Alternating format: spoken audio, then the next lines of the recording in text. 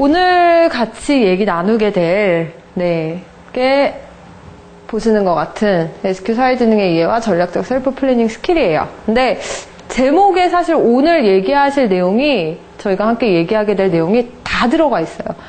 가장 포인트가 뭐라고 생각하세요? 여기에서. 제일 중요한 거. 결국에는 우리가 뭐를 해야 되는구나.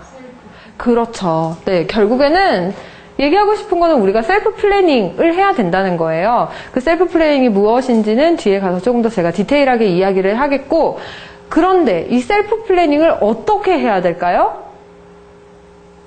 그렇죠. 전략적으로. 그냥 하는 게 아니라 전략적으로 셀프 플래닝을 해야 되는데 그 바탕을 어디에서 가지고 온다? SQ 사회지능에서 가지고 온다. 라는 게 오늘 같이 이야기하게 될 이 플래너스 클럽의 전반적인 내용이라고 생각을 하시면 돼요. 자, 그래서 제가 처음부터 이제 말씀을 드릴 것은 우리가 왜 셀프 플래닝을 해야 되는지, 도대체 이 셀프 플래닝이 뭔지에 대해서 먼저 이야기를 해보도록 하겠습니다. 오늘 컨텐츠는 뭐 이렇게 진행이 되실 건데 특별히 신경 안 쓰셔도 되고요. 자, 아마 제 생각에는 우리 플랜업 강의를 워낙에 좋아하시고 많이 들으시고 또 앞으로 더 들으실 거고, 그쵸? 네, 그래서 잘 아실 것 같아요. 계획과 기획의 차이점에 대해서 이미 익숙하시죠? 뭐라고 생각하세요? 꼭 마치 예전 수업 복습하는 것 마냥. 계획과 기획의 차이점은?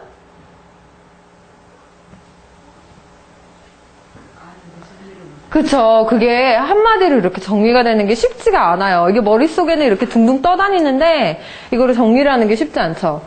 네, 쉽게 말하자면 이거예요. 이 사람은 지금 계획을 하고 있을까요? 기획을 하고 있을까요? 포인트는 이 라인이라고 생각하시면 돼요. 이미 주어져 있는 환경 속에서 이 사람은 열심히 뛰고 있어요. 이 사람은 그렇죠. 계획자라는 거죠. 근데 이 계획자라는 거를 자기 개발 쪽으로 넘어갔을 때에는 저는 자기 개발을 하려고 노력하는 사람은 결국에는 계획자라고 생각을 해요. 무슨 말이냐면은 내가 지금 주어진 환경 속에서 나를 조금씩 디벨로핑해 가려고 노력하는, 정말 주어진 환경 내에서 특별히 어떤 원대한 목적을 둔 게 아니라 내가 조금씩 지금 있는 자리에서 나 이거 부족하니까 이거 조금 해야지, 저거 조금 해야지, 조금씩 한 발자국씩 앞으로 나가는 그런 계획자들, 즉 자기 개발자가 계획자의 모습이라면 우리가 이야기하는 기획자의 모습은 어떤 걸까요? 바로 이런 모습이죠. 판 바깥에서 빼꼼히 보고 있는 거예요, 지금. 그러면서 나는 어떤 판을 짜야 될까? 어떤 판에서 내가 나가야 할까라고 생각하는 게 바로 이 기획자라는 겁니다. 그래서 우리가 기억을 해야 될 것은, 저는 여러분들께 자기 개발해라 라고 별로 이야기하고 싶지 않아요. 사실 이게 어떻게 보면 생각의 차이이기는 한데, 노먼 빈센트 필이라는 분이 있어요. 그분이 지금은 많이 그런데, 예전에 미국에서 자기개발 열풍이 엄청나게 불 때 그 자기개발의 대가라고 이야기를 했었어요.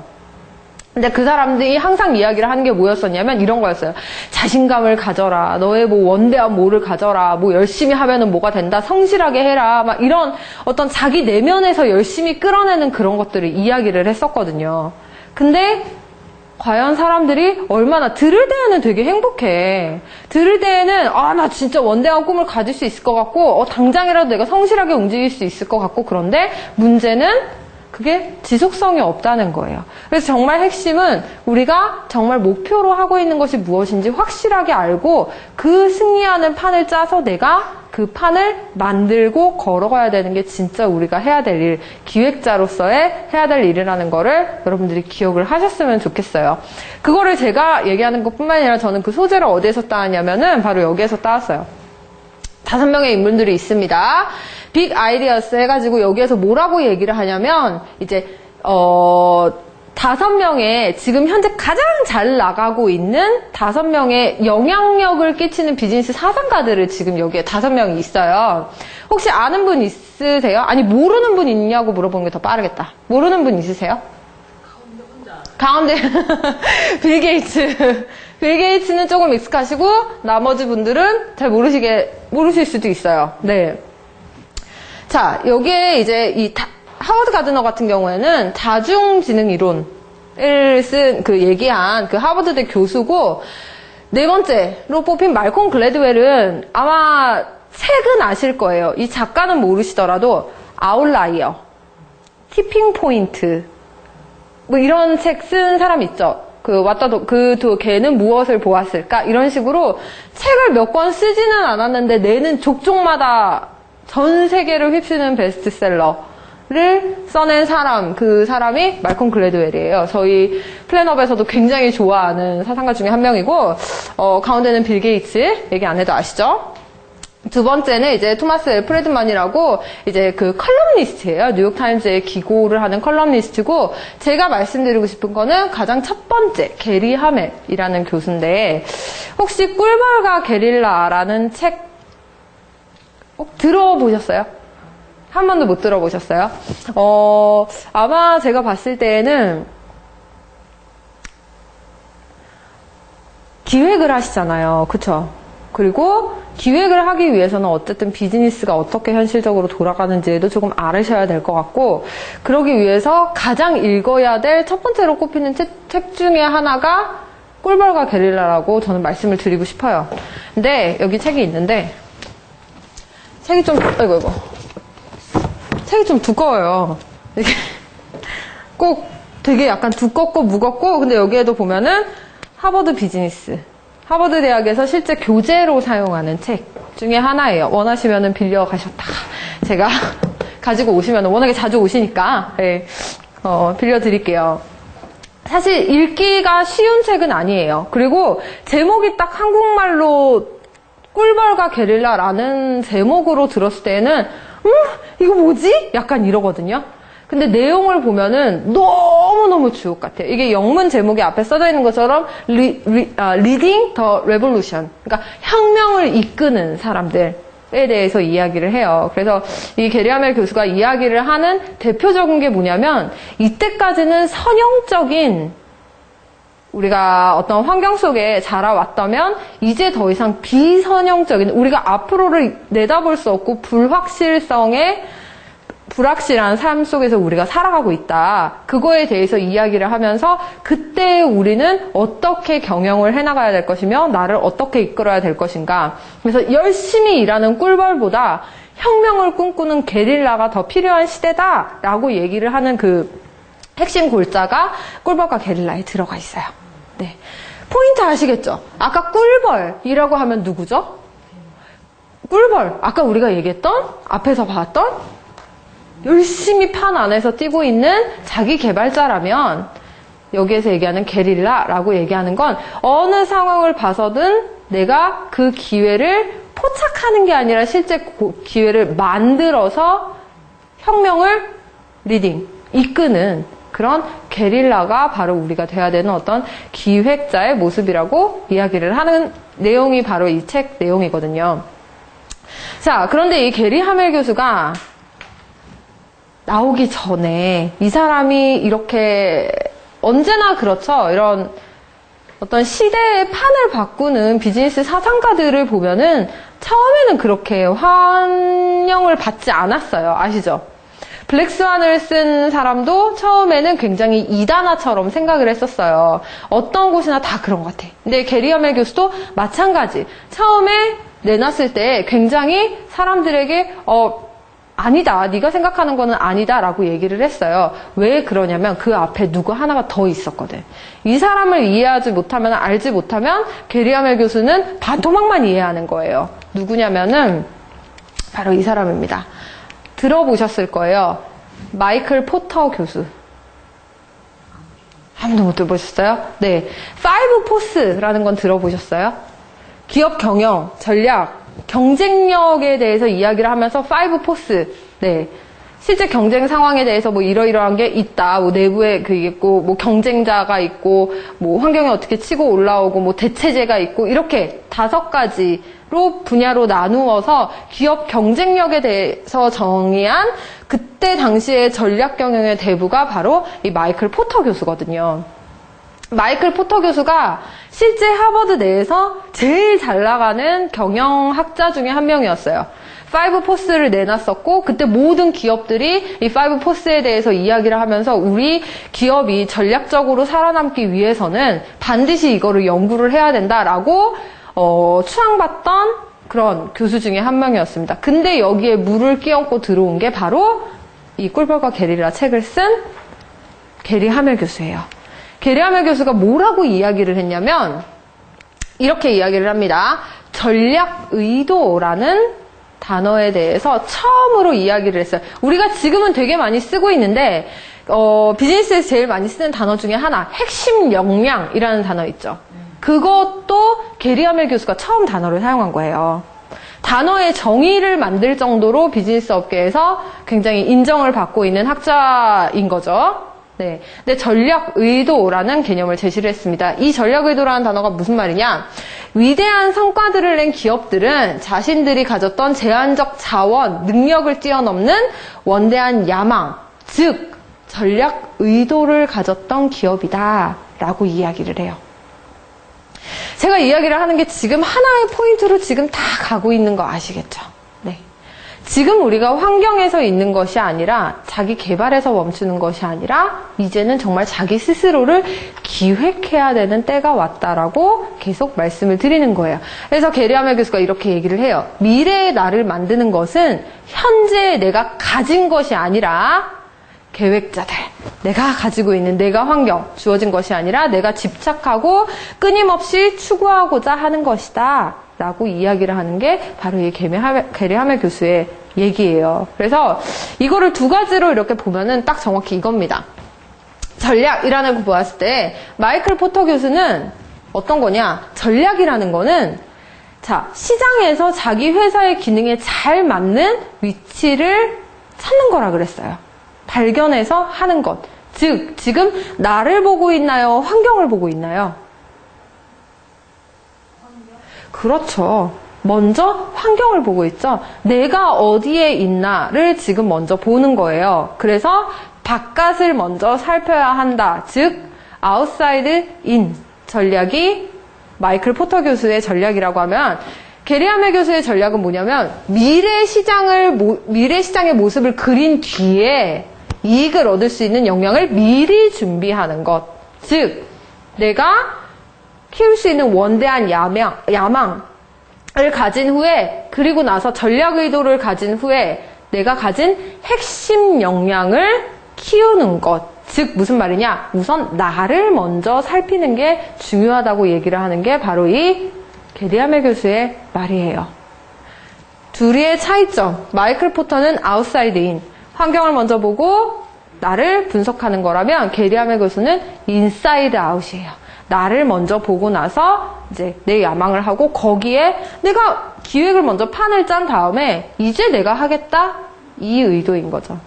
그래서 저는 여러분들이 자기 개발보다는 이제는 자기 기획의 시대라고 말씀을 드리고 싶어요. 그래서 여러분들이 먼저 목적을 확실하게 파악을 한 후에 그거에 맞춰서 여러분들을 성장시켜 나갈 수 있으면 좋겠어요. 그래서 제가 뒤에서 말씀드릴 텐데 절대 이거는 개발로 되는 게 아니라 하나의 혁신이라고 저는 말씀을 드리고 싶고, 자, 아까 그림에서 본 것처럼 이렇게 열심히 뛰어다니는 사람이 마이클 포터라고 하면은 여러분들은 바로 게리 하멜이 얘기하는 그런 자기 셀프 플래너가 돼야 된다고 저는 말씀을 드리고 싶습니다.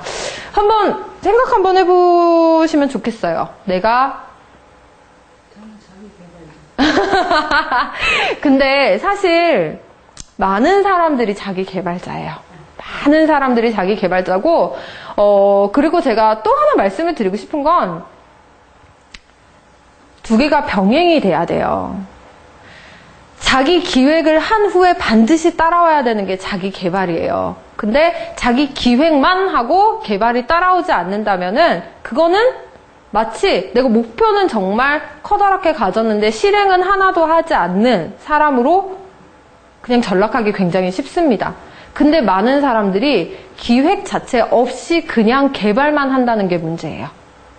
내가 진짜 바라고자 하는 것이 무엇인지 그 판을 확실하게 짜지 않고 그냥 맹목적으로 뭔가를 한다는 것 자체에 의의를 둬서 걸어가는 사람들이 많다는 게 그게 진짜 문제인 거죠. 그래서 그 부분에 대해서 여러분들이 스스로 생각을 했을 때 내가 정말 자기 개발자인지 아니면 자기 기획자인지에 대해서 한번 생각을 해보셨으면 좋겠어요. 그리고 구체적으로 이제 그렇다면은 전략적 셀프 플래닝이란 무엇인가에 대해서 이야기를 하도록 하겠습니다.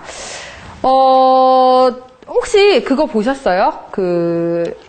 예전에 독서 경영 그때 손자병법 할 때 그때 저희 온라인으로 강의 했는데 아직 못 보셨죠? 그게 그래요. 자리에 나오지 않으면은 또 찾아서 보기가 힘들어. 그쵸? 힘들어요. 그래서 저도 가입이 되어 있으면서도 강의 교환 만들고 그럴 때 충분히 활용할 수 있는데 그게 그렇게 힘들더라고요. 자, 거기에서 저는 이제 그거를 녹화를 하실 때 저는 옆에서 봤어요. 그래서 제가 찾아본 게 아니라 손자병법 아시다시피 서양에서는 전쟁의 기술이라는 책이 있고 동양에서는 손자병법이라는 책을 실제 병법서 중에 가장 실제적으로 잘 쓰이는 그리고 기업에서도 전략적으로 굉장히 잘 쓸 수 있을 만한 교재로 사람들이 많이 알려져 있는데 그 손자병법에서 가장 핵심 포인트가 바로 이거였어요. 승전 후 구전. 먼저 승리한 다음에 싸운다. 이거는 저희 대표님뿐만이 아니라 저희 회사에서 끊임없이 이야기하는 거죠. 내가 먼저 승리할 수 있는 판을 만들고 나서 싸워야 된다라고. 그래서 이런 거를 제일 잘하는 어떤 분야 중에 하나가 건설 분야라고 이야기를 했어요. 네. 왜 그러냐? 자, 건설에서는 보통 우리가 아파트를 세울 때 어떻게 하죠? 아파트를 먼저 이렇게 다 세우고 나서 아파트 사세요 그러나요? 그렇죠. 분양을 먼저 다 받아놓고 하잖아요. 내가 이미 다 팔린 물건들을, 그러니까 마치 선수금을 미리 다 받잖아요. 분양 다 받아놓고서 그리고 이제 그거 가지고 아파트를 지으니까 안 팔릴 수가 없는 거예요. 근데 이제 아파트가 워낙에 많아지다 보니까 저 구석지에 있는 거나 그러면 이제 분양이 안 돼서 난리가 되기도 하죠. 근데 이거를 건설업계에서 되게 잘한 거예요. 자, 이런 것처럼 전략적 셀프 플래닝이라는 거는 여러분들이 먼저 승리할 수 있는 판을 만든 다음에 싸우는 거라고 저는 말씀을 드려요. 자, 쉽게 얘기하자면 여러분 100m 달리기를 한다고 생각을 해봅시다. 제일 빨리 달리는 사람이 100m 얼마 정도 달리면 진짜 빠르다라고 얘기를 하죠? 8초? 8초? 8초대가 있나요? 실제로? 볼트.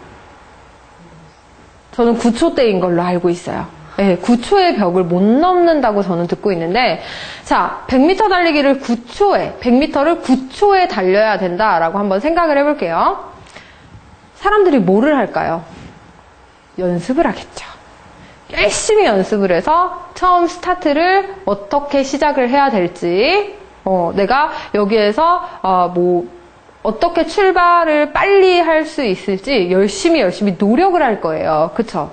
한번 상황을 바꿔서 100m를 5초에 달려야 된다라고 목적 자체를 한번 바꿔볼게요. 사람들은 어떻게 할까요? 맞아요. 미리서 포기를 하는 사람도 분명히 있을 거예요. 나 이거 안 돼. 그리고 또 어떤 사람들은 그때부터 판을 새로 짜겠죠. 쉽게 얘기해서 꼼수를 쓸 수도 있는 거고, 아예 새로운 도구들을 활용할 수도 있는 거예요. 무슨 말이냐? 신발에다 어떤 추진장치를 단다든지. 그쵸? 네. 우리가 그냥 일반적으로 사람이 달려가는 게 아닌 새로운 상상력을 동원해서 어떻게든 100m를 5초에 달릴 수 있도록 단지 노력하는 게 아니라 새로운 어떤 도전을 할 거라는 거죠. 이게 여러분들이 진짜 기억해야 될 거예요. 여러분들은 9초를 달리려고 하고 있냐? 내가 5초를 달리려고 하고 있나? 목적을 어디에 두느냐에 따라서 그렇기 때문에 여러분들이 목적을 원대하게 가지라고 말씀을 드리는 거예요. 네. 이렇게 해야지 여러분들이 그냥 하거든요. 늘 저희가 하는 얘기 있죠? 되게 그냥 적정한 수준의, 회사에서도 마찬가지, 기획이나 그런 걸 할 때 적정한 수준의 목표나 목적을 갖잖아요? 그러면은 그냥 일이 늘어나요.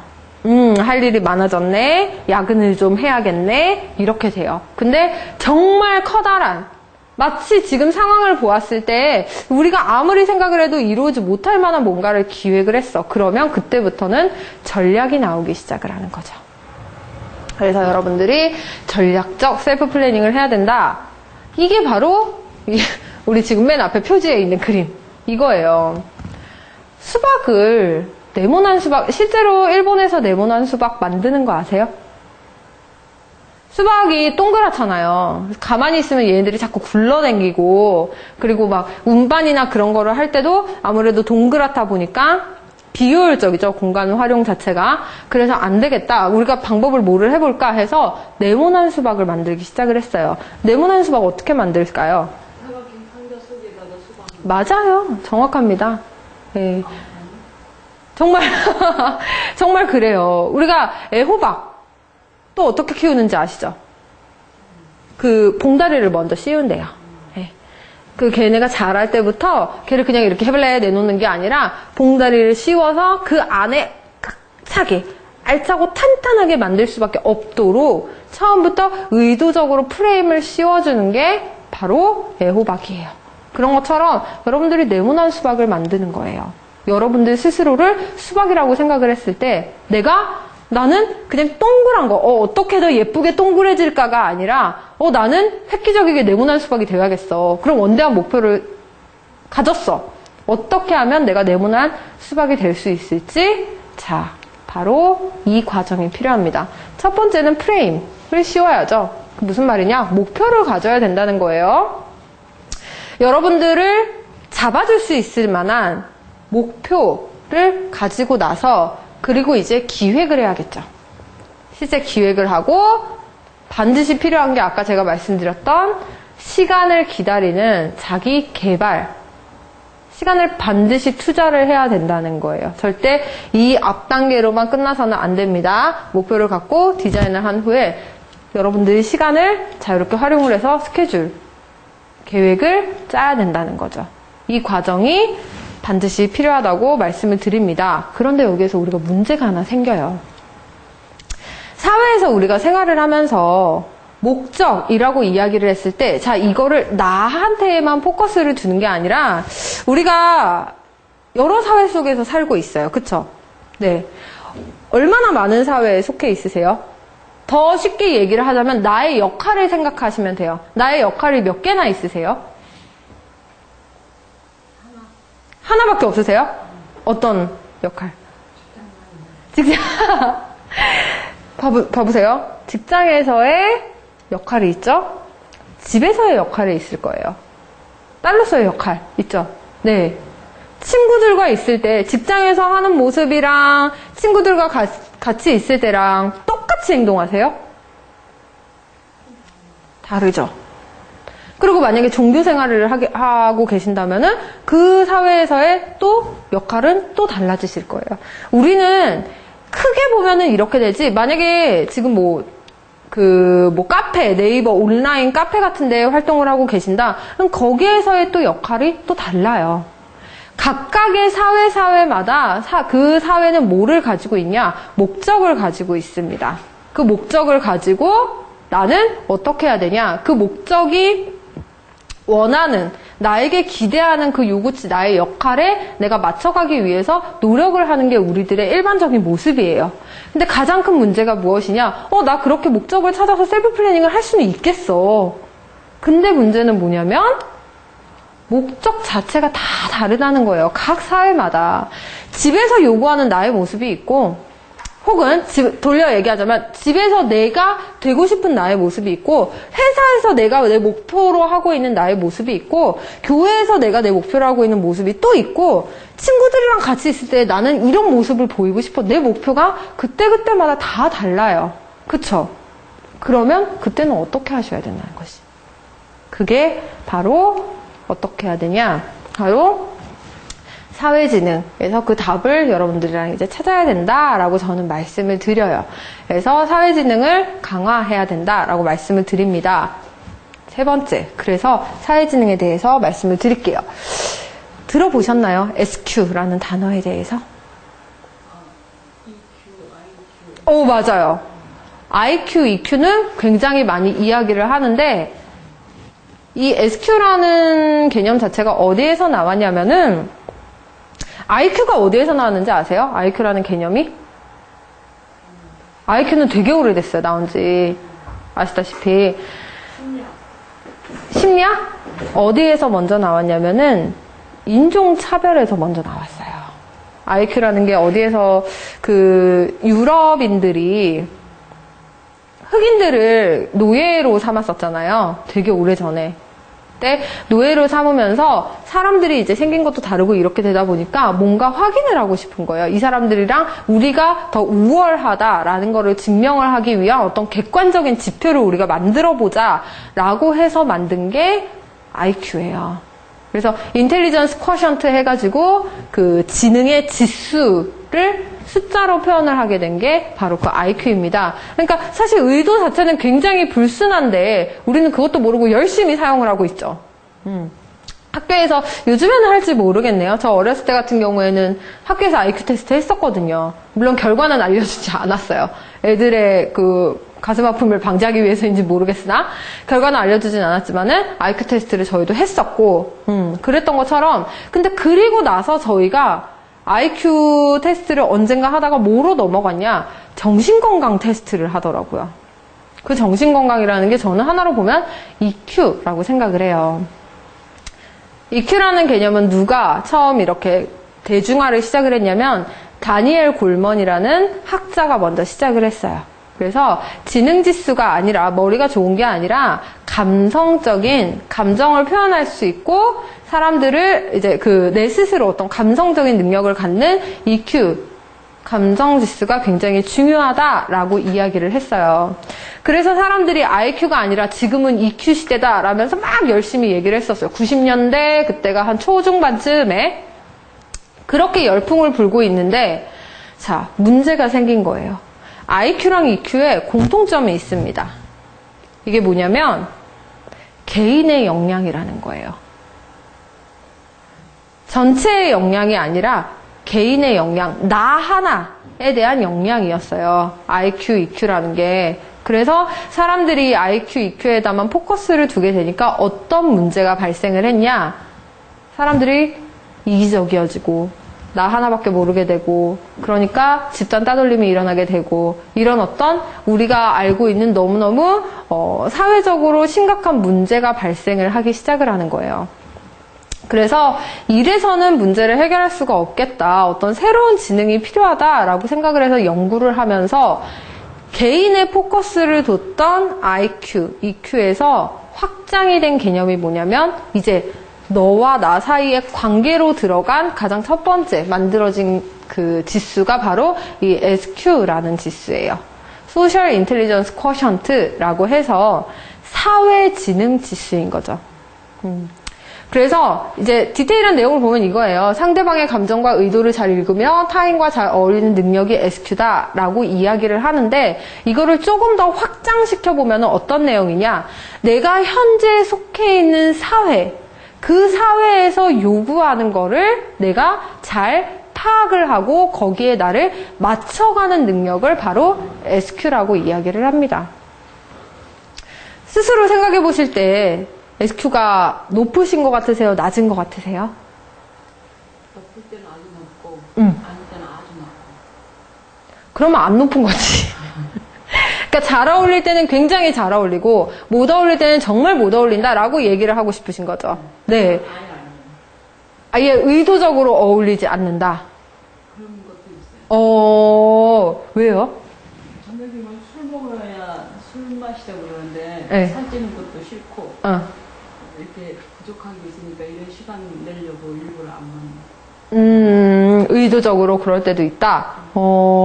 자, 많은 사람들이 착각을 하는 게 뭐냐면 이거예요. 성격이 활발하다라는 게 사회지능이 좋은 건가? 라고 되게 많이 착각을 해요. 네. 성격이 좋다는 거는, 이건 아마 그냥 제 케이스일 거예요. 저는 뭐 몇 번 저를 보셔서 아시겠지만, 성격이 절대 얌전하지 않아요. 조용한 편도 아니고, 네. 오히려 이렇게 되게 활발하면 활발했지, 그렇게 막 얌전히 있는 편은 아니에요. 근데, 제가 예전에 어땠었냐면, 한번 이런 적이 있었어요. 제 친구들이 이제 자기 남자친구들 소개를 시켜줄 때가 있잖아요. 한 번은 남자친구를 데리고 왔는데 제가 진짜 얼굴에 정색을 하면서 나 처음 보는 사람이랑 밥 같이 안 먹어 이랬어요. 친구가 되게 당황을 하면서 남자친구를 내보내고 이제 우리끼리 같이 밥을 먹으면서 저도 그때 돌아오면서 혼자서 막 되게 생각을 해봤어요. 나는 이때까지 되게 성격이 좋다고 생각을 했는데 되게 활발하고 이 사람 저 사람이랑 잘 어울린다고 생각을 했는데 왜 그럴까? 라고 생각을 했더니, 가만히 생각을 해봤더니 제가 사회지능에 대해서 연구를 하면서 알게 됐어요. 성격이 활발하다와 사회지능이 높다라는 거는 너무 다른 개념인 거예요. 사회지능이 높다는 거는 활발한 사람들이랑 같이 있을 때는 같이 활발하게 어울릴 수 있고, 조용한 사람들이랑 있을 때는 또 같이 조용하게 어울릴 수 있고, 유치원생들이랑 있으면 유치원생들 눈높이에 맞게 같이 행동을 할 수 있고, 또 되게 어른들이랑 같이 있을 때는 그거에 맞춰서 또 이야기를 할 수 있는 그 지능을 바로 사회지능이라고 이야기를 합니다.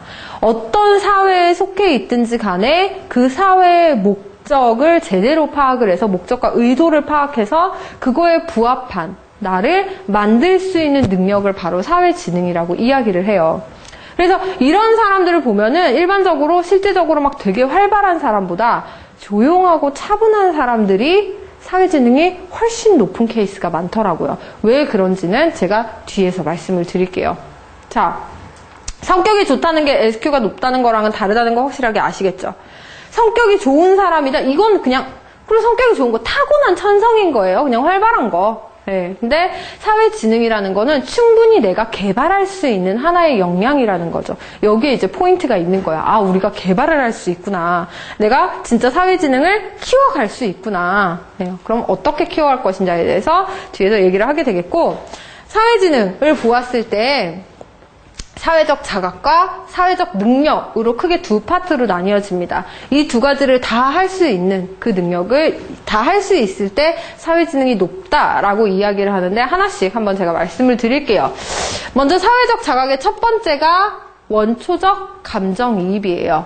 여기에서 나와 있는 것처럼 비언어적 감정 신호를 잡아내서 다른 사람의 감정을 느끼는 것이라고 얘기를 해요. 쉽게 얘기하자면 여러분들이 누군가의 타인을 보았을 때, 아, 지금 저 사람 이러한 상태구나.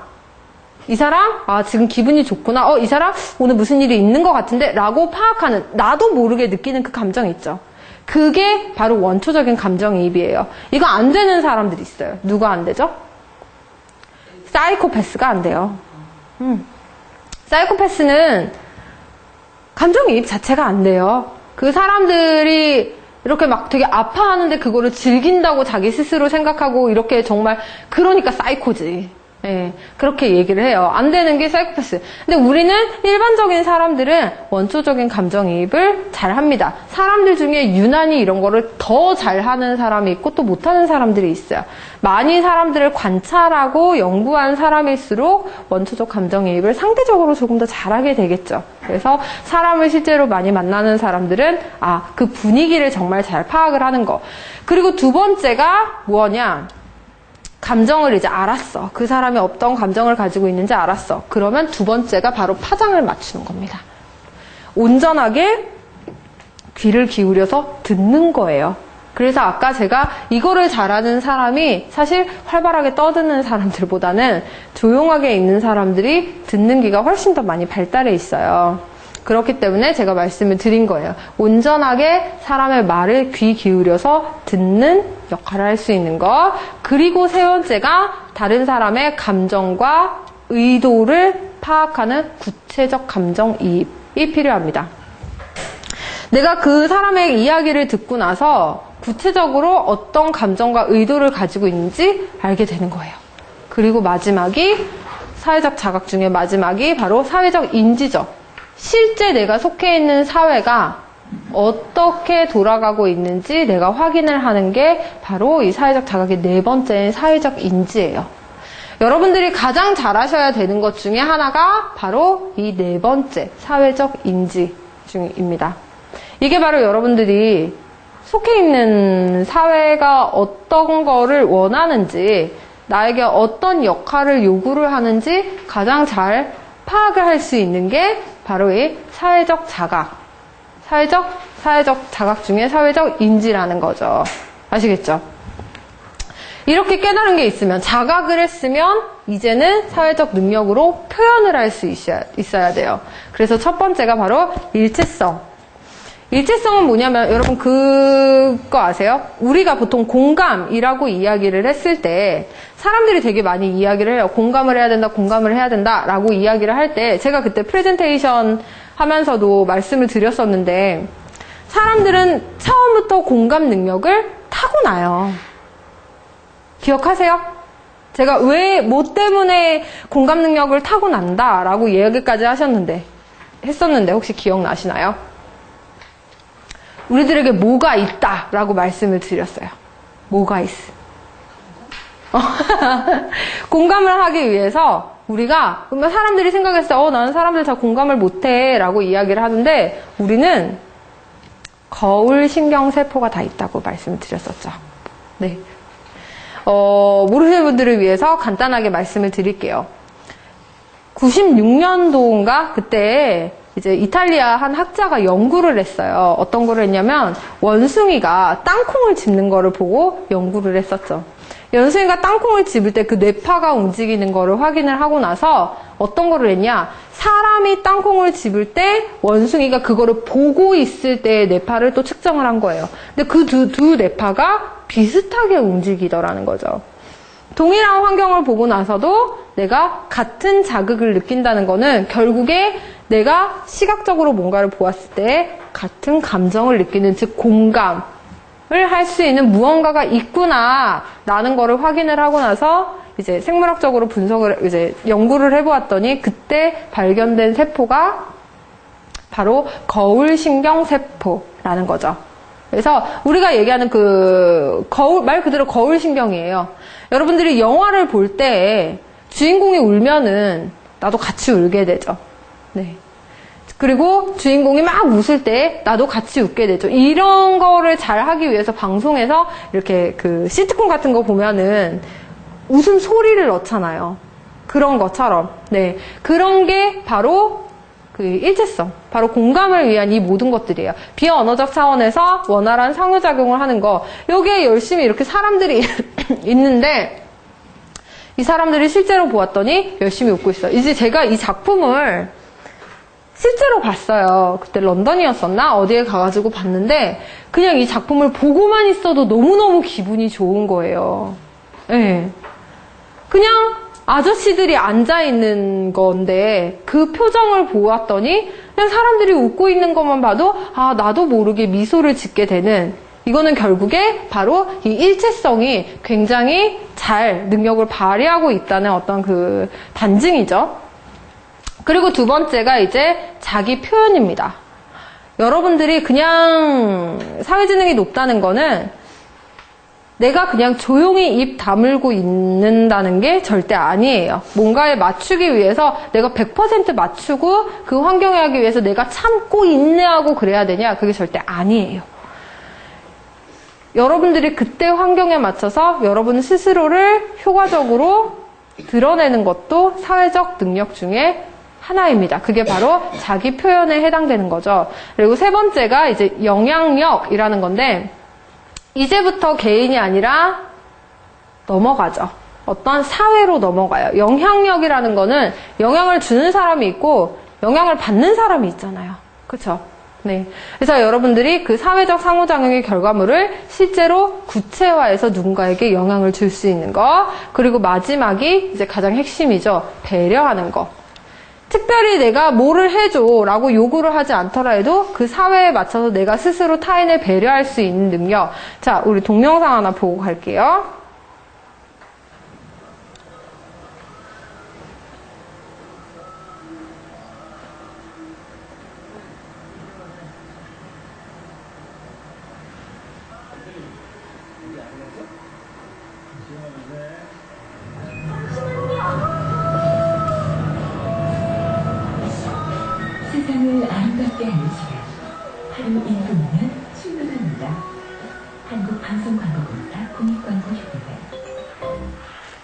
네. 공익광고협의회에서 만든 거예요. 네. 근데 여러분, 아시죠? 공익광고협의회에서 왜 이런 거 만드는지 아시죠? 배려를 안 하니까 만들지. 잘하고 있는 거에 대해서는 사람들이 얘기하지 않아요. 언제나 대한민국, 힘내라, 대한민국, 우리나라는 잘하고 있습니다. 라고 공익광고 하는 거, 우리나라가 항상 이렇게 막바지로 밑으로 기어가고 있을 때 그런 광고 때리는 거 아시죠? 네. 마찬가지. 사람들이 되게 내가 배려심이 많다라고 생각을 하지만 실제적으로 그 사회적 능력을 가진 사람들은 그다지 많지 않아요. 네, 그거를 반증하는 하나의 광고 중에 하나인데 보셨던 것처럼 이 사회적 능력 4가지 일체성, 자기 표현, 영향력, 배려심 이 모든 것들을 표현할 수 있는 게 하나의 사회적 능력이고 아까 말씀드렸던 사회적 자각과 사회적 능력이 모두가 같이 함께 모여서 시너지를 내는 게 바로 사회지능이라는 거죠. 그래서 여러분들이 이 사회지능에 대한 훈련이 되어 있어야지 그거에 대한 SQ에 대한 어떤 이거를 내가 강화해야겠다라는 거를 아셔야지 여러분들이 속해 있는 그 사회에 대한 이해도가 높아지고 더 목적을 빨리 파악해서 여러분들이 셀프 플래닝 하는데 도움이 된다라는 거를 여러분들이 기억을 하셨으면 좋겠어요. 그래서 이제 제가 말씀을 드리는 거는 이 사회지능을 위한 사고 개발 훈련에 대해서 얘기를 드릴게요. 자, 3가지예요. 먼저 첫 번째가 예의가 아니라 존중이다. 이게 뭔 말이냐?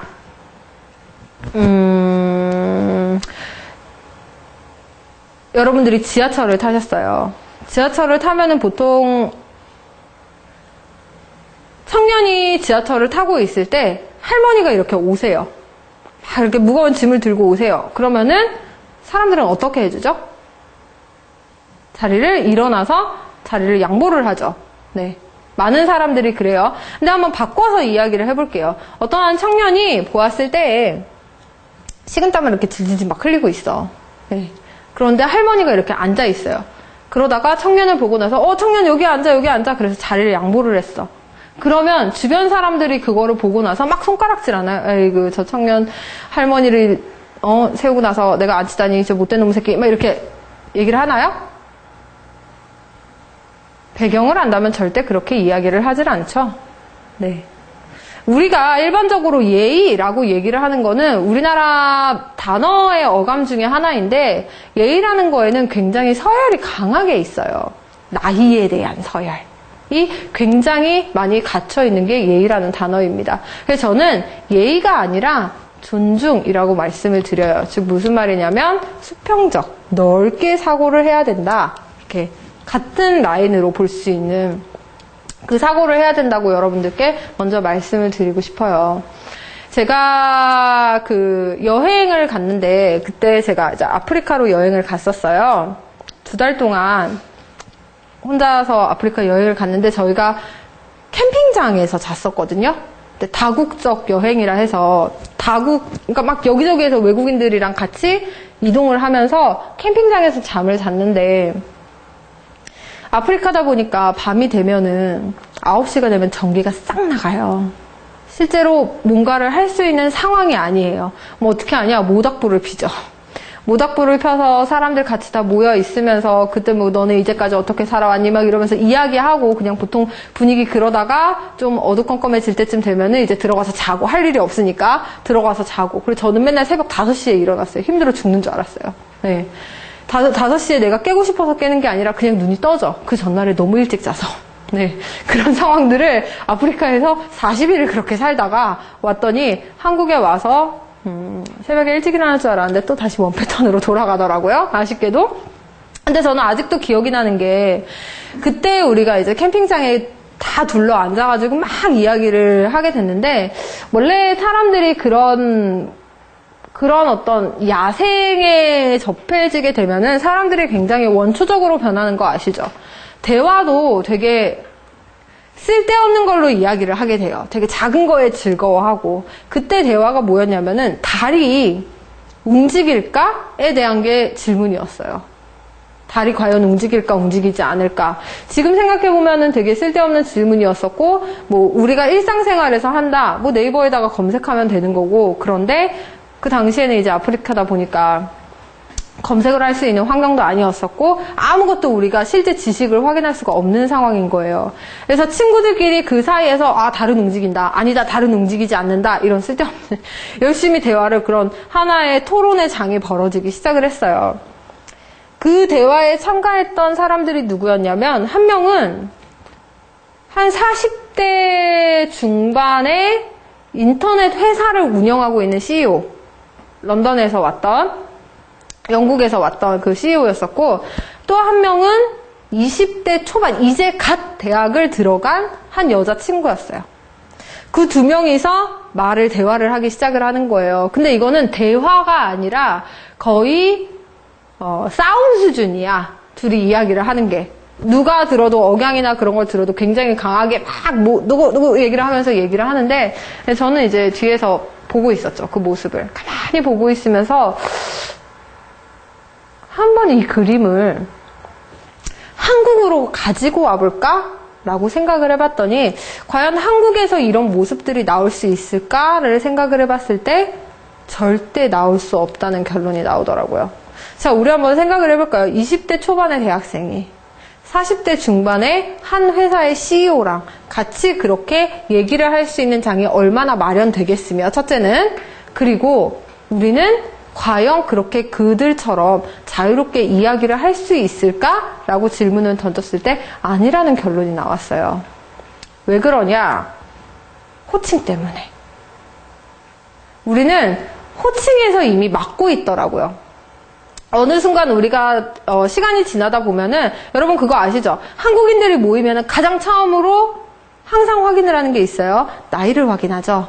네, 그래서 조금 친해지겠다 싶으면은 나이를 확인해서 내가 너한테 언니라고 불러야 할지, 오빠라고 불러야 할지, 아니면 네가 나한테 언니라고 불러야 할지, 오빠라고 불러야 할지 먼저 확인을 해요. 그게 우리들의 일반적인 모습이에요. 혹은 회사에서 여러분들이 생활을 하시다 보면은 여러분들의 이름 대신에 뭐가 불려지죠? 직급이 불려져요. 대리, 과장, 부장, 사장, 상무님. 이렇게 여러분들의 직급이 불려지기 시작을 한다는 거예요. 직급이 불려진다는 거는 여러분들이 이미 수평적 사고가 아니라 수직적인 사고를 할 만한 환경, 그 프레임 자체가 이미 만들어졌다는 거죠. 그래서 이거를 벗어나기 위해서 많이 노력을 하는 한 회사 중에 하나가 바로 이 회사예요. 그 카카오톡 만든 회사 아시죠? 네. 여기에서 그 이재범 사장 같은 경우에는 자기에게 어떤 사장님 뭐 이런 호칭보다는 그냥 모든 직원들이 이름을 부르라고 얘기를 한대요. 그리고 이런 회사들이 지금 조금씩 늘어가고 있는 추세로 알고 있어요. 자, 이렇게 호칭에 대해서 우리가 먼저 벽을 긋는 것이 아니라 여러분들이 한번 해보셨으면 좋겠어요. 먼저 호칭을 내가 바꿨을 때 그 사람에 대한 어떤 태도가 변화가 있는지에 대해서 먼저 확인을 하셨으면 좋겠고, 반드시 여러분들이 사회지능을 강화시키기 위해서 첫 번째로 하셔야 되는 게 바로 이 수직적인 사고가 아니라 수평적인 사고가 필요하다는 거를 말씀을 드리고 싶고, 두 번째는 이제 경험의 부익부 빈익빈이라고 얘기를 하는데 무슨 말이냐? 진취적인 사고를 가지라고 말씀을 드리고 싶어요. 여러분이 알고 있는 사람 중에 가장 공감을 잘하는 사람이 누구세요? 가장 이 사람이 정말 그 어떤 사람을 데려다 놓아도 공감을 잘한다라고 생각하는 사람. 친구? 우리 엄마 이러려고 그랬는데, 네, 이 여자죠. 누군지 아시죠? 오프라 윈프리. 네. 오프라 윈프리가 이렇게 공감을 잘할 수 있는 이유가 뭔지 여러분 혹시 아시나요? 오프라 윈프리는 너무 많은 경험을 했어요. 우리가 상상할 수도 없을 만큼 오히려 경험하지 않아도 될 만한 경험들을 참 많이 했어요. 그쵸? 네. 그래서 오프라 윈프리 같은 경우에는 정말 있는 사람이건 정말 없는 사람이건 진짜 어떤 어려운 사람, 정말 행복한 사람, 그 어떤 사람을 데려다 놓는다 해도 실제로 공감의 능력이 굉장히 뛰어납니다. 이 모든 게 바로 경험에서 오는 공감이에요. 그래서 우리가 모든 거를 경험해 볼 수 있으면 정말 좋겠는데 실제 그러기는 쉽지 않아요. 그쵸? 물리적으로는 시간적으로든 그게 정말 쉽지 않아요. 그래서 제가 말씀드리고 싶은 건 뭐냐면 여러분들이 바로 진취적인 사고, 즉 알에서 깨는 작업을 좀 하셨으면 좋겠어요. 무슨 말이냐면 지금 여러분들이 움직이고 있는 이 행동 반경이 아니라 조금 남들이 들어도 내가 스스로 생각해도 내가 이런 것도 하나? 라고 생뚱맞다. 저 사람이 왜 저기 있어? 라고 생각할 만큼 그런 어떤 생뚱맞다라고 생각할 만한 환경 속에 한번 들어가 보셨으면 좋겠어요. 그리고 뭐를 하셨으면 좋겠냐? 포인트는 이거예요. 내가 틀렸구나. 내가 틀리게 생각했었구나. 내 생각이 옳지 않았었구나. 라는 거를 여러분들이 끊임없이 확인하실 수 있을 만한 환경에 여러분들이 도전을 해보셨으면 좋겠습니다. 그게 바로 진취적인 사고를 키우기 위한 하나의 단계라고 기억을 하시면 돼요. 여러분 이거 아시죠? 여러분들이 만약에 혼자 계셨어요. 내가 지금 현재 있는 환경 여기에 가만히 있으면 그냥 이걸로 끝나요. 더 이상의 발전은 없어요. 그런데 여러분들이 한 발자국만 더 나가서 이 두 사람을 만났어요. 이 두 사람의 뒤에는 이 사람이 만난 수많은 백그라운드가 있기 때문에 아까 이것 때문에 제가 바로 말씀드렸던 경험의 부익부 빈익빈이에요. 만나지 않은 사람은 그냥 계속 빈익빈, 만나는 사람은 끝까지 부익부인 거예요. 그래서 여러분들이 반드시 이렇게 어떤 새로운 환경에 도전하실 수 있을 만한 그런 진취적인 사고를 가지셨으면 좋겠다고 말씀을 드린 게 사회지능 강화의 두 번째 드리는 말씀이고, 세 번째는 이제 다르다는 같다라는 거예요. 이게 뭔 말이냐? 다른 게 어떻게 같지? 자, 다르죠? 두 사람이 있어요. 두 사람은 달라요. 한 번 더. 다른가요? 애매하죠? 절대 다르다고 이야기할 수 없어요. 근데 우리는 항상 이것만 보면서 저 사람 둘은 달라 라고 이야기를 해요. 하지만 우리는 전체를 봐야 된다는 거죠.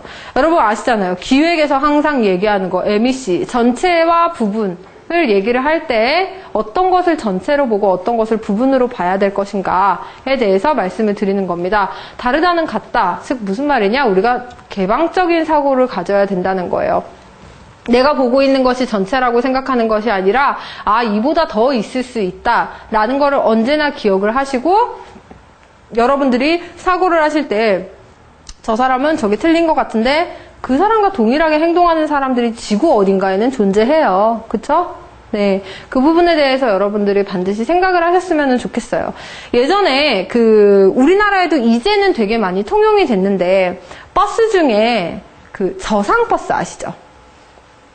낮은 버스, 휠체어도 탈 수 있는 그 버스 아시잖아요. 계단으로, 원래 일반적으로 계단으로 올라가야 되는데 아닌 버스들이 있어요. 그게 제가 알기로는 처음에 시작을 할 때 영국인가 독일에서 먼저 시작을 했대요. 근데 어떻게 시작을 했냐면 그들의 목표가 뭐였냐면 모두가 탈 수 있는 버스를 만들자라는 게 컨셉이었어요. 그리고 나서 만든 게 바로 그 저상버스를 만들었어요. 그들이 생각을 했을 때 장애인이라고 얘기를 한다는 건 그들이 생각하는 모든 사람의 범주에 장애인이 들어갔던 거예요. 즉 장애인이 우리와 다르지 않다, 즉 같다라고 생각했기 때문에 그들 모두를 포함한 모두를 위한 저상버스를 만들었던 거고, 그게 이제는 우리나라까지 흘러서 모두가 이용할 수 있는 저상버스가 만들어진 거거든요. 그러니까 이런 것처럼 여러분들이 전체와 부분에 대해서 내가 알고 있는 것만이 전체라고 생각을 하지 않는 그런 어떤 오산을 하지 않으셨으면 좋겠습니다. 영화 관상 보셨어요? 보셨어요? 안 보셨어요? 영화 자주 보세요? 자주. 가장 최근에 뭐 보셨어요? 관상 이러는 거 아니야? 그 전에도 유명한 설국열차? 설국열차? 영화 많이 보세요? 판타지 좋아해서. 얼마 전에 섀도우 헌터스 저 그거 완전 보고 싶었는데. 그래요? 저도 그런 거 되게 좋아하거든요. 막 이렇게. 저도 봤어요. 섀도우 헌터스? 저만 못 봤네. 다 보셨구나. 그래서 저도 그런 거 되게 좋아하거든요. 저는 막 반지의 제왕 이런 거 되게 좋아해요. 약간 환타지. 네, 현실에서 일어나지 않을 법한 일들 막 이런 거를 되게 좋아하는데 또 어떤 사람들은 그게 현실 도피라고 얘기를 하더라고요. 뭐 맞는지 아닌지는 모르겠으나 근데 제가 최근에 관상이라는 영화를 보고 나서 되게 임팩트가 있어가지고 이거를 여러분들께 반드시 좀 말씀을 드리고 싶었어요. 오늘 제가 말씀을 드리고 싶은 거랑도 일맥상통하고 관상이라는 영화를 보시면은 관상가가 나오죠. 송강호. 관상가인 송강호가 나와요. 그래서 송강호가 너무 관상을 잘 봐서 이제 한양까지 올라가죠. 되게 시골에서 사람들 관상 봐주고 그러고 있다가 한양까지 올라가서 결국에 그때 당시에 그 정계를 뒤흔드는 두 사람이 나와요. 그 한 명은 이정재고 한 명은 백윤식. 이죠. 네, 그 역할로 나오는데 그 사람들의 이런 관상까지 보면서 아, 이 사람이 어떻게 될 것이다. 뭐 이렇게 해서 뭐 자기가 그 풍파에 휩싸이고 아들을 어떻게 되고 막 이런 내용인데 핵심은 맨 마지막 장면에서 나와요. 물론 영화가 저는 개인적으로 굉장히 번잡스러웠다고 생각을 해요. 배우들을 왜 이것밖에 활용하지 못했나에 대한 아쉬움도 있지만 핵심은 결국에는 여기에서 나와요. 이 사람이 관상을 본 거는 틀리지 않아요. 틀리지 않았어요. 그런데 이 사람이 생각했던 관상을 본다면은 이 사람이 그림을 그렸던 대로 흘러가야 되는데 그게 아닌 결과가 나타나죠. 그래서 왜 그랬냐라고 했을 때 송강호가 이렇게 이야기를 합니다. 그 관상가가 그 사람의 관상만 보았지 나는 그때 시대를 보지 못했다. 라고 얘기를 하면서 바다를 보면서 이렇게 이야기를 하죠. 파도만 보고 바람은 보지 못했네. 파도를 만드는 건 바람이었건만 이라고 이야기를 합니다. 이게 바로 결국에는 부분과 전체를 이야기를 하는 가장 핵심적인 포인트라고 생각을 해요. 우리는 파도만 봐요. 파도만 보면서 파도가 친다 라고만 얘기를 하는데 실제 그 파도를 만드는 바람을 볼 수 있어야 된다는 거죠. 사회지능이라는 것도 여러분 마찬가지입니다. 여러분들이 가장 생각하고 있는 지금 내가 당장 눈앞에 내가 보이는 그 판만 보시는 게 아니라 이 전체를 흔들고 있는 이 사회의 실제적인 목적과 의도는 무엇일까라고 전체를 볼 수 있는 그런 능력을 여러분들이 반드시 기르셔야 해요. 그래야지 여러분들이 사회지능을 그렇게 키워가셨을 때 여러분들이 실제 속해 있는 사회의 목적을 정확히 파악을 할 수 있다는 것을 기억을 하셨으면 좋겠어요. 그래서 우리가 우물안 개구리처럼 내가 보는 것이 전부라고 생각을 하고 있지는 않는지에 대해서 다시 한번 생각을 해보셨으면 좋겠고, 자, 이제 우리가 그렇게 목적에 대해서 파악을 했어요. 사회지능을 열심히 키워서 목적을 파악을 했다면 이제부터 여러분들이 셀프 플래닝을 구체적으로 어떻게 하실지에 대해서 한번 이야기를 해보도록 하겠습니다. 10분 쉬고 이야기를 한번 해보도록 할게요. 자, 아까 얘기하신 대로 우리가 목적을 사회지능을 바탕으로 우리가 이 목적이라는 게 파악을 하는 게 얼마나 중요하고 사람들 사이에서 혹은 여러분들의 일반 삶에서 자기 기획을 한다는 게 얼마나 중요한지 같이 이야기를 해봤어요. 자, 말씀을 드리고 싶은 건 바로 이거죠. 셀프 플래닝을 위해선 아까 말씀드렸듯이 절대 한 발자국 한 발자국 개발한다고 되는 게 아니라는 거예요. 아까 아래서 깨어나오듯이 하나의 혁신이 필요하다는 거를 말씀을 드리고 싶습니다. 그래서 얘기가 나온 게 바로 이노베이션이라는 단어예요. 혁신이라는 단어죠. 이노베이션이라는 단어를 봤더니 뜻이 이래요. inside, 안에서 새롭게 만들어진다 라는 게 이노베이션의 어원이더라고요. 밖의 환경을 먼저 보고 나서 만들어지는 것이 아니라 여러분 안에서 뭔가 새롭게 시작되는 거예요. 우리가 미래로 걸어나갈 때 가장 힘든 것이 과거를 버리는 게 가장 힘들어요. 하지만 이 혁신, 여러분들이 셀프 플래닝을 하기 위해서는 과거를 과감하게 버리시고 새로운 거를 시작을 하셔야 된다라는 거를 말씀을 드리는데 영상 하나 보고 갈게요.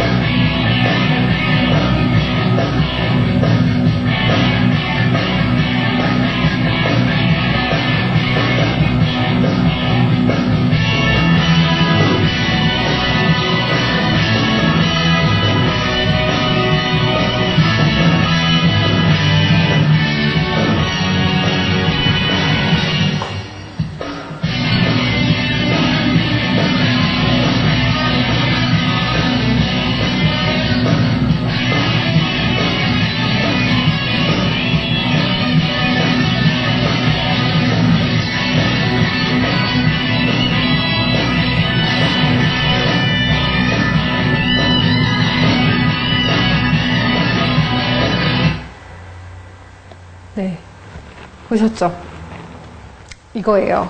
방금 보신 것처럼 여러분들이 실제로 뭔가를 크게 바꾸기 위해서는 그냥 지금 여러분들이 주어진 환경 속에서 내가 뭔가를 해야겠다라고 생각할 때에는 절대 변화가 이루어지지 않아요. 아까 말씀드렸던 것처럼 야근이 조금 늘어나고 일이 조금 많아질 뿐이지 뭔가 새로운 변화가 나타나지는 않아요. 그래서 제가 여러분들께 말씀을 드리고 싶은 건 개발이 아니라 혁신이 필요한 시대다라고 말씀을 드리고 싶고, 그러기 위해서 3가지 혁신에 대해서 말씀을 드리고 싶습니다. 첫 번째, 변화 대응. 이때까지는 우리가 어떤 변화에 대해서 대응을 해왔어요. 어떤 변화가 일어나면 그거에 따라서 어떻게 해야 되지? 먼저 환경을 보고 나서 내가 움직였다면 이제는 여러분들이 변화를 기획을 하셔야 된다고 말씀을 드리고 싶어요. 실제 여러분들이 변화를 만드시라는 거예요. 문제가 아니라 그거를 자체로 여러분들의 도전을 스스로 주체적으로 이끄시는, 변화를 내 스스로 만드는 역할을 하셔야 된다는 거예요. 갭을 여러분들이 직접 만드세요. 여러분들이 실제 해야 될 일들을 먼저 만드시는 그런 역할. 그걸 누가 했냐면 허준이라는 사람이 했어요. 허준이 원래 서자로 태어난 거 아시죠? 허준이 서자로 태어났어요. 그래서 실제 이렇게 잘 자랄 수가 없는 환경이었는데 뭐를 선택을 했냐면 그 유이태라는 그 당시에 의술로 가장 뛰어난 사람 아래로 들어갔죠. 자기가 실제 있었던 환경에서 아예 벗어나서 새로운 판도로 들어간 게 바로 허준이었어요. 그래서 거기에서 유이태 밑에서 의술을 길러가지고 지금의 허준이라는 사람이 나타난 거죠. 이런 역할을 한 사람이 또 누가 있냐면, 혹시 이 사람 아세요? 요새 TV에 조금씩 나오기 시작하고 예전에도 좀 많이 나왔었는데 지금 슈스케에서 막 프로듀싱 해주고 그러더라고요. 누군지 아세요? 맞아요. 작곡가. 들어보셨는지 모르겠는데 신사동 호랭이라는 작곡가. 네. 맞아요. 네, 걸그룹 거 되게 많이 만드는 사람이에요. 저희 학교 선배예요. 네. 저희 학교 선배인데 전라도 광양에서 네, 되게 저희가 어디에 있었냐면, 저도 초중고등학교를 전라도 광양에서 졸업을 했어요. 그리고 나서 저는 이제 대학을 서울로 와가지고 그때부터 서울에 살아서 지금까지 쭉 서울에 있는 건데, 이 선배도 그때 신사동 호랭이도 저랑 같은 학교를 다녔어요. 실제로 저희 언니 결혼식까지 올 정도로 되게 가까운 지인이에요. 네. 근데 뭐를 했냐면 고등학교 2학년 때 난데없이 학교를 그만두겠다는 거예요. 저희한테. 저희가 그때 학생회 활동을 같이 하고 있었거든요. 학교를 그만두겠대요. 그래서 왜? 그러니까 서울을 가야겠다. 내가 여기에서 광양에서는 도저히 못 있겠다. 이제 내가 새로 도전을 해봐야 될 때가 됐다라고 얘기를 하는데, 우리의 머릿속에는 항상 뭐가 있었냐면, 여기에서 고등학교는 당연히 졸업을 하고 대학교를 가서 뭔가를 움직인다라는 개발자적인 마인드가 저희한테 늘 있었을 때 굉장히 획기적인 기획을 했었던 거예요. 내가 뭔가 새로운 거를 조금이라도 빨리 일찍 시작해야겠다라고 생각을 하고 그 자리에서 바로 이제 저희 학교를 그만두고 서울로 전학을 갔어요. 다행히 학교를 때려치진 않았어요. 고등학교, 서울에 있는 고등학교를 졸업을 하고 나서 가족들은 다 광양에 있고 자기 혼자서 서울을 간 거예요.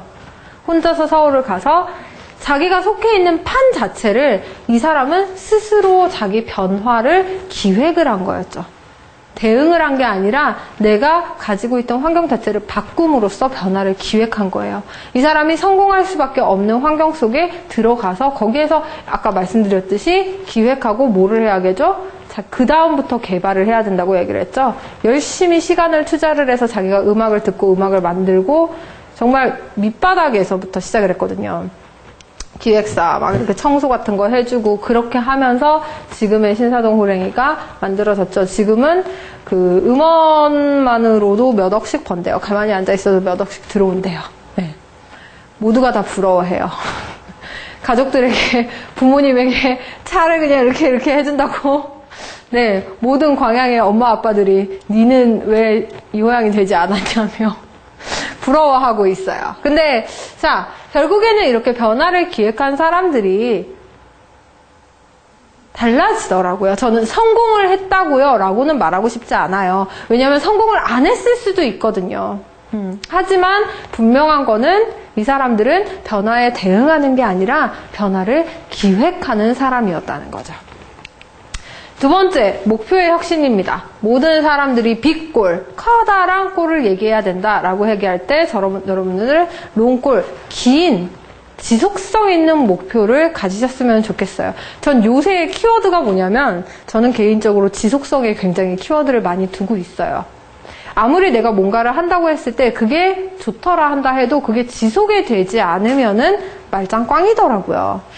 결국에는 많은 것들이 시간 싸움이라는 거를 저 스스로도 되게 많이 확인을 하고 나서 여러분들도 그냥 그저 막무가내의 어떤 커다란 골만 얘기를 하는 것이 아니라 내가 정말 지속 발전 가능성 있는 그런 목표를 먼저 잡으셨으면 좋겠고, 매니지먼트, 관리라고 했을 때 누군가가 관리를 하는 것이 당하는 것이 아니라 셀프 매니지먼트, 여러분들 스스로 관리를 하는 그러한 혁신, 이 세 가지 변화와 목표와 관리의 혁신을 여러분들이 반드시 가지고 오셨으면 좋겠습니다. 이 세 가지의 혁신이 일어났을 때 여러분들이 드디어 이제 스스로 기획을 할 수 있는 그런 베이스가 미리 깔린 거예요.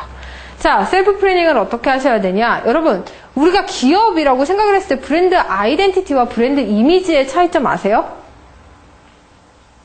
브랜드 아이덴티티가 뭐죠? 기업의 정체성이라고 얘기를 하는 건 쉽게 얘기하자면 기업 자체가 나는 이런 정체성을 가지고 있어 라고 이야기를 하는 게 브랜드 아이덴티티예요. 그런데 브랜드 이미지가 있어요. 그건 뭐냐? 반대로 사람들, 소비자들이 기업을 보는 이미지를 이야기를 해요. 예를 들어서 삼성의 브랜드 아이덴티티, 예전에 지금도 역시나 그러지만 삼성이 표방하고 있는 브랜드 아이덴티티는 뭐냐면 1등 기업이라는 거였어요. 언제나 최고를 지향하는 그런 모습을 가지고 있었는데, 그렇게 되다 보니까 사람들이 판단을 하고 있는 브랜드 이미지는 뭐였죠? 물론 많은 사람들이 삼성은 최고의 기업이야 라고 원하는 브랜드 아이덴티티 그대로 봐줄 수도 있었지만 또 어떤 부작용이 일어났죠? 그렇죠. 재수없다. 독점적이다. 언제나 쟤네가 다 해먹으려고 한다. 이런 이미지를 갖게 됐어요. 그렇게 되다 보니까 내가 실제 추구했던 것과 사람들이 나를 보는 것 사이에 갭이 생기죠. 그래서 그거를 막기 위해서 얘네들이 노력을 했던 게 브랜드 커뮤니케이션이죠. 그래서 이 사이에서 계속 융통화될 수 있도록 내가 원하는 것과 사람들이 보는 것이 맞춰갈 수 있도록 계속 노력을 했던 게 그게 브랜드 커뮤니케이션인데, 왜 제가 이걸 말씀드리냐, 여러분들 스스로도 여러분들 셀프 플래닝을 할 때 이 커뮤니케이션을 반드시 기억을 하셔야 된다는 거예요. 어떻게 하면은 사람들에게 나에 대해서 긍정적인 고정관념을 심어줄 수 있을까에 대한 거를 저는 여러분들이 먼저 목표를 두셨으면 좋겠어요. 네. 왜냐면 사람들은 언제나 보고 싶은 것만 봐요. 그래서 여러분들이 긍정적인 고정관념을 심어줬을 때 마치 이거 잘하는 사람이 저것도 잘할 것 같고 모두 잘할 것 같다고 느끼는 것과 동일하다고 생각을 하시면 돼요. 자, 어떻게 하셔야 되냐? 첫 번째, 하나의 개념에 올인하라는 겁니다. 여러분 아시죠? 언제나 선택과 집중. 이것저것 다 하는 것보다는 하나의 여러분들이 목표를 두시고 그 목표에 올인을 하시는 게 가장 중요하다라고 말씀을 드리고, 그때 그 목적을 뭐로 먼저 생각을 해야 되냐? 이거예요. 나는 누구이며 무엇을 하는 사람인가? 내가 이 세상을 살아가는 이유는 무엇인가? 여러분들의 목적성을 다시 한번 생각을 해보셨으면 좋겠어요. 오늘 집에 가면서 아까 제가 말씀드렸던 것처럼 되게 잘 얘기하셨는데, 우리는 일을 해요. 먹고 살기 위해서. 그쵸? 네. 먹고 사는 게 목적은 아니잖아요? 그렇다면은 나는 무엇을 목적으로 가지고 있나에 대해서 분명하게 고찰을 할 필요가 있다는 거죠. 근데 많은 사람들이 그게 결국에는 기획의 가장 첫 번째 부분인데, 많은 사람들이 자기 개발은 엄청 열심히 하려고 해요. 계속 개발을 하려고 하지만 실제적으로 어떤 것을 목적을 가지고 있는지 자기 기획에서는 셀프 플래닝에서는 너무 많이 놓치고 있다는 거죠. 그래서 여러분들이 이 부분에 대해서 다시 한번 생각을 하셨으면 좋겠고, 그러기 위해서 또 하나 필요한 게 바로 주변인을 정의하고 분류하는 거예요. 자, 여기에 나가 있습니다. 내가 있어요. 주변에 어떤 사람이 있냐? 나를 적극적으로 지지하는 사람이 있고요. 또 어떤 사람은 그냥 멀찌감치해서 나를 보는 사람이 있어요. 어떤 사람은 굉장히 부정적인 적대자가 있어요. 자, 여러분들이 생각을 했을 때 내가 어떤 일을 추진하고 어떤 목적을 가지고 그거를 이끌어 가려고 한다라고 했을 때 여러분들이 진짜 움직여야 될 사람들은 이들 중에 누구일 것 같으세요? 나를 제외하고. 적극적인 지지자. 적극적인 지지자? 이 사람들은 뭐를 하든지 여러분들을 지지를 해요. 부정적 적대자? 저는 관망자라고 말씀을 드려요. 부정적인 사람은 안 돼요. 맞아요. 맞아요. 부정적인 사람은 그냥 뭘 해도 안 돼. 네. 그냥 이 사람은 오히려 같이 있으면 그냥 힘이 열심히 빠져요. 그렇기 때문에 관망자는 색깔이 없는 사람이에요. 색깔이 없는 사람이기 때문에 보통 이 적극적 지지자를 이용해서 관망자를 충분히 여러분들을 지지하게끔 만드실 수 있어요. 네. 내 편으로 만드는 그런 주변인들을 여러분들이 정의를 하고, 저는 언제나 말씀드리는 거, 선택과 집중이 필요하다는 거죠. 내가 진짜 집중해야 될 것이 무엇인가에 대해서 생각을 하라는 거고. 자, 그 다음에 또 하나는 지렛대를 만들어서 활용을 하라는 건데, 여러분 주변에 지렛대가 있으세요? 여러분 스스로 생각을 하실 때? 내가 어떤 원대한 목적을 만들었을 때 그거를 위해서 반드시 이 사람이 필요해. 내가 사랑해야 돼요. 사랑해야 돼요. 보통 일반적으로 사람이 가장 많죠. 있으세요?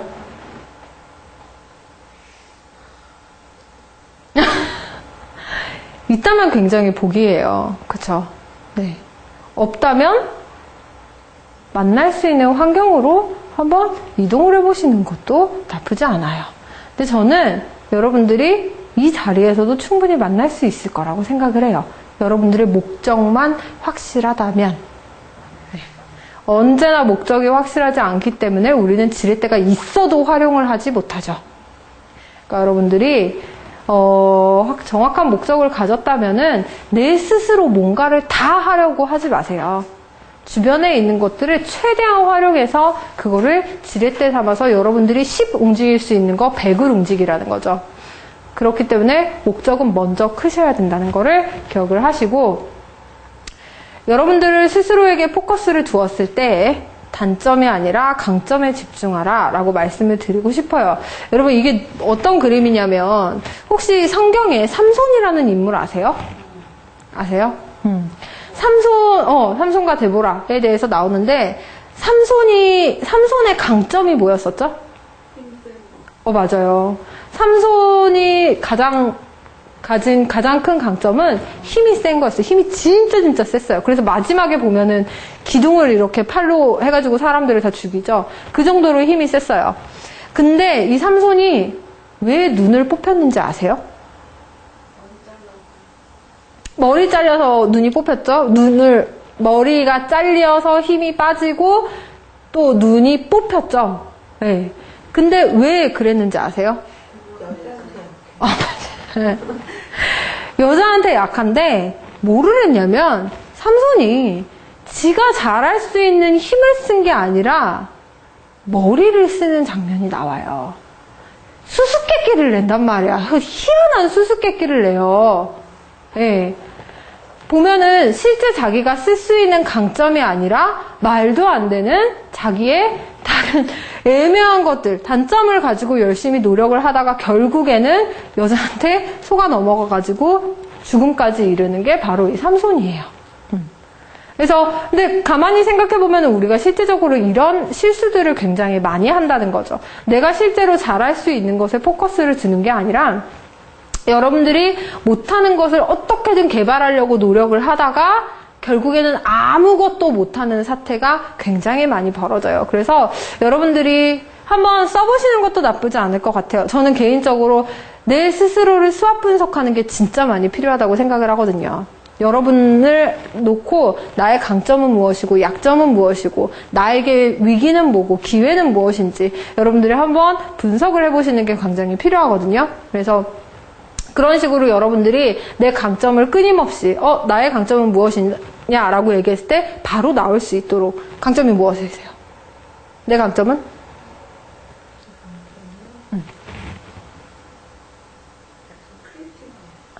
창의적이다. 일찍 일어나는 거? 성실하다? 라고 할 수 있나요? 성실한 거하고 틀린. 성실하다. 그럼 일찍 일어나서 뭘 하시는데요? 저 매일 새벽에 미사 가는 거. 아, 새벽 기도 같이 그렇게 가시는 거? 수업당인 거. 성당에도 새벽 미사가 있구나. 몰랐네요. 6시 반. 6시. 6시까지? 5시 반쯤에 좀. 그럼 되게 일찍 주무셔야겠다. 저는 뭐 하나 하면 꽂히면 오래 해요. 그러니까 지금 다니는 회사도 네. 17년 다녔고 주일학교보다는 24년 했어요. 정말 큰 강점이네요. 그거는. 진짜 큰 아까 강점이에요. 말씀하신 대로 지속성이랑 시간이 주는 이득이 엄청나요. 그럼요. 네. 그런 건 있어요. 진짜 좋은 강점을 가지셨네요. 그거는 아무나 정말 못 갖는 거거든요. 네. 처음엔 몰랐는데 5년보다 10년 다녔을 때 더 얻는 게 많고 10년부터 15년 왜냐하면 벌써 그 시간은 이만큼 저는 그럼요. 예. 딴 사람이 그거 하려면 이거 해야 되는데 나는 또 계속 가잖아요. 그러니까 그거는 제가 보기에는 강점이에요. 진짜 강점이실 것 같아요. 진짜. 두 분 다 좋은 강점을 가지셨네. 열심히 개발하세요. 네. 진짜로. 없어요, 근데. 네? 자만할 게 없어. 일찍 일어나시는 거를 그걸 항상 했던 거니까 자동으로 일어나는 거고. 그러면 다른 강점을 한번 생각해. 매일매일 해서 자신을 그렇게 하신다는 건 엄청나게 그쵸. 되게, 긍정적이시니까. 네. 엄청난 거죠. 멘탈이 안정적이다는 결론이. 10년 넘었어요. 그리고 그건 시간을 가진 사람들의 로망이잖아요. 저는 제 버릇법 출라가면 저는 그 마음 이해돼요. 신앙 가진 사람들의 로망. 새벽기도. 네네, 맞아요. 저도 저희 엄마가 그러니까 저희 낳기 전부터 하셔서 지금까지도 하시거든요. 그거야말로 진짜. 그쵸. 그래서 그거를 보면서 뭘 해도 되겠구나. 약간 그런 느낌? 그런 생각이 드는데, 되겠네. 두 분 다 되게 대단하신 것 같아요. 그렇게 지속성을 가진다는 거는 굉장히 큰 거예요. 그래서 내가 뭔가 못하는 거, 왜 나는 이거를 못하지를 보는 게 아니라, 여러분들이 지금 가지고 있는 그 강점에 집중하라는 거를 말씀을 드리고 싶고, 자, 그리고 여러분들이 무엇을 하든지 간에 정답은 없어요. 하지만 누구를 상대하든 기대는 있어요. 그래서 저는 여러분들이 그 기대에 너무 많이 넘어서지는 마세요. 너무 뛰어나게 하면은 그 다음 기대가 더 커지기 때문에 사실 저는 별로 그렇게 추천해드리고 싶지는 않아요. 하지만 분명히 그 기대를 넘어서는 정도까지는 여러분들이 반드시 하실 수 있어야 된다라고 말씀을 드려요. 근데 그러기 위해서는 먼저 기대가 뭔지 파악을 하셔야겠죠? 회사에서 나에게 요구를 하는 기대가 무엇이냐, 내 친구가, 내 가족이 나에게 원하는 기대가 무엇인지 먼저 파악을 하셔야 되고, 자, 마지막으로 우리가 어드바이스를 드리고 말씀을 드리자면 혁신의 진짜 방해 요인은 기존의 모델을 끄는 것이다. 이게 바로 제가 말씀드렸던 개발과 혁신에서의 말씀을 드리는 거예요. 어제의 모습에서 내가 조금만 더 나아져야지가 아니라 아예 여러분들의 과거의 모습을 확실하게 끊으시는 게 그게 진짜 혁신이라는 거죠.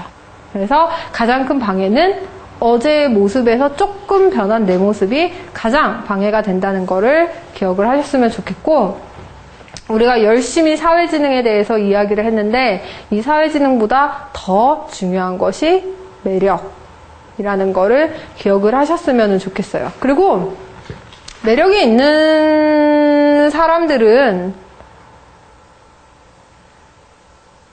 사는 인간지능이 좀 이상하더래. 이런 사람들 있잖아요. 꼭 좀 희한한데 끌려. 되게 매력 있는 사람들이 진짜 있어요. 근데 이게 어떻게 보면은 약간 타고난 거일 수도 있고, 예. 그래서 약간 복불복이기는 한데, 저는 여러분들이 어떻게든 좀 매력을 가지셨으면 좋겠어요. 그냥 같이 있었을 때, 나 저 사람이랑 나도 같이 한번 어울려보고 싶다라고 느낄 만한 그런 사람들이 되셨으면 좋겠는데, 스스로 한번 생각을 해보세요. 나는 과연 그런 사람일까?에 대해서. 근데 제가 봤을 땐 두 분 다 그러신 분이에요. 또 하나는 기회 평등은 절대 존재하지 않는다는 겁니다. 모든 사람들에게 기회가 평등하게 오냐? 아니에요. 기회는 만들어가는 겁니다.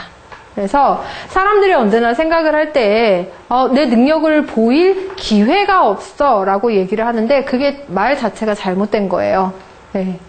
기회를 여러분들이 능력을 보일 만한 기회를 여러분들이 만드셔야 돼요. 모든 사람에게 동등하게 기회가 주어진다는 거는 정말 착각이라는 거를 기억을 하시고 자 마지막으로는 여러분들이 해결할 수 있는 문제가 있고요. 오직 여러분들만 해결할 수 있는 문제가 있어요. 어떤 거에 더 포커스를 두셔야 될까요? 맞아요. 후자죠. 네. 나만이 할 수 있는 뭔가를 여러분들이 반드시 찾으셔야 된다는 거죠. 그게 바로 여러분들 스스로의 차별화 전략이고 그게 바로 여러분들의 셀프 플래닝이라는 거를 말씀을 드리고 마지막으로 이제 성공하고 싶다면 성공부터 하라 라는 거를 말씀을 드리고 싶어요. 이게 무슨 말인지 이제 제가 말씀을 드릴게요. 아까 우리가 내가 성공하고 싶으면 성공한 사람을 먼저 만나야 된다라는 얘기는 들어보셨죠? 우리는 막연하게 생각하거든요. 성공이라는 게 뭘까? 성공한 사람은 어떤 걸까? 성공을 하고 싶은데 성공한 사람을 만나면 그 성공한 사람들을 따라가요. 내가 뭐를 닮아야 되는지 알아간다는 거예요. 그래서 전 여러분들이 성공하고 싶다면 성공부터 하라는 게 커다란 거에서 먼저 성공하는 게 아니라 작은 거에서부터 성공하는 습관을 들이라는 거예요. 그래서 저는 그 부분에 있어서는 여러분들이 되게 잘하고 계신 것 같아요. 가장 작은 부분에서 성공하는 거. 네. 플래너라고 오는 거. 플래너 보는 거. 잘하고 계십니다. 두 분 다 아픈 몸을 이끌고 플래너까지 오셨어. 이게 바로 성공이라는 거죠. 그래서 여기에서 여러분들이 이제 만족하지 마시고 계속 그 목적 자체를 크게 가지셨을 때 여러분들이 잘할 수 있다는 거를 말씀드리고 싶은데 사실 그보다 더 말씀드리고 싶은 건 성공에 대한 정의를 다시 한번 생각해 보셨으면 좋겠어요. 네. 여기에서 제가 성공하고 싶다면 성공부터 하라라고 얘기를 하는 게 돈을 많이 벌고 싶다면 돈부터 뭐 어떻게 해라. 부자부터 만나라. 이게 아니거든요. 여러분들이 생각하는 성공의 정의가 뭔지 저는 몰라요.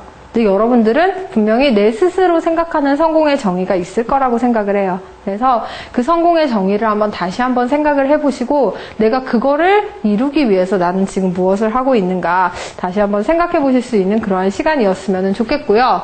자, 다음 플래너스는 우리 강신정 강사님이 키즈마켓 트렌드에 관련해가지고 10월 25일 2주 뒤에 강의를 진행을 하도록 할게요.